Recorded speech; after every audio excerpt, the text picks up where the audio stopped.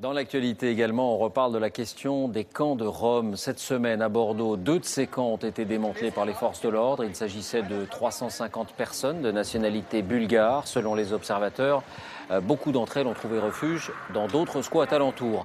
Près de Paris, il y a quelques jours, une commune a pour la première fois décidé de porter plainte. Il s'agit de la ville de Saint-Denis, démarche qui vise, selon la municipalité, à tirer la sonnette d'alarme.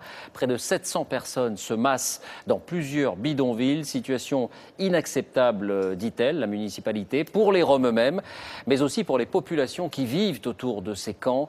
Enquête sur place, Hugo Clément, Lou Cricorian.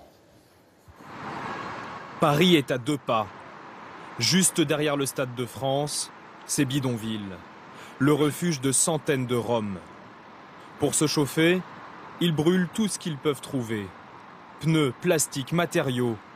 Et c'est la première chose dont parlent les riverains. Le matin, moi je pars à l'école et voilà, je suis obligé de passer par ici. Et franchement, l'odeur, c'est insupportable. La fumée, c'est ce que je sens le matin quand j'ouvre mes volets.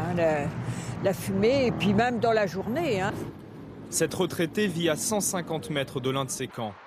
Et cette odeur de brûlé, elle ne la tolère plus. C'est une énorme déchetterie qui brûle sans arrêt. Il est impossible d'accepter que des êtres humains, hommes, femmes ou vieillards ou enfants, vivent dans ces conditions. Pour d'autres riverains, la présence même des Roms est devenue insupportable. Cette habitante s'est mise à photographier tout ce qu'elle constate. Les Roumains qui sont de l'autre côté à la porte de Paris passent sur le trottoir matin et soir, 2-3 fois dans la journée. Alors là, vous en voyez une qui arrive juste au bout de la piste cyclable. Et là, vous avez un piéton. Et là, il klaxonne. Pour dire que nous, on parte. On dégage, qu'on laisse la place à la voiture. Beaucoup d'habitants parlent d'une délinquance en hausse depuis l'installation des camps. Impossible d'obtenir des chiffres auprès des autorités, mais dans le supermarché le plus proche, le vigile accuse les Roms.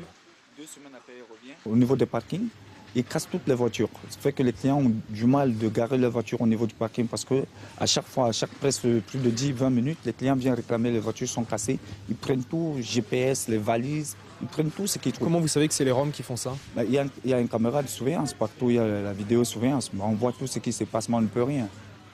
Les Roms le savent, ils ne sont pas les bienvenus dans le quartier. Certains n'ont aucune envie de nous parler. L'un d'entre eux accepte de nous répondre en présence d'un responsable d'association qui vient très souvent ici. Il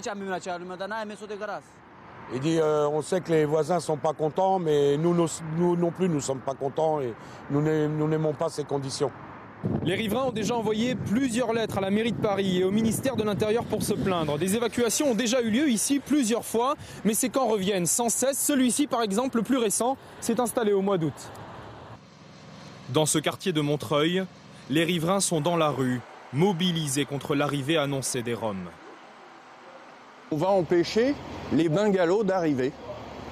S'il faut, on se couchera dans la rue, si nécessaire, pour pas qu'ils passent. Car ici, pas question de bidonville. C'est la mairie qui veut installer des mobil-homes sur ce terrain.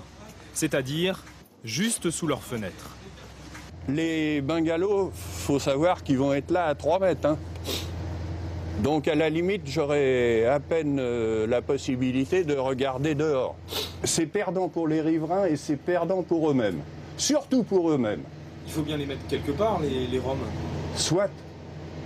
Mais il est nécessaire de choisir un endroit approprié qui soit gai, qui ne gêne pas l'environnement. Hypocrisie, répond la ville. C'est les mêmes personnes qui vont me sommer de trouver une solution à l'errance des personnes qui renversent les poubelles, qui vont trouver que les campements intermédiaires qui ont été mis en place dans l'urgence sont trop denses et qu'il y a trop de familles réunies et qui trouvent choquant qu'on installe de toutes petites unités avec 11 familles avec un suivi social.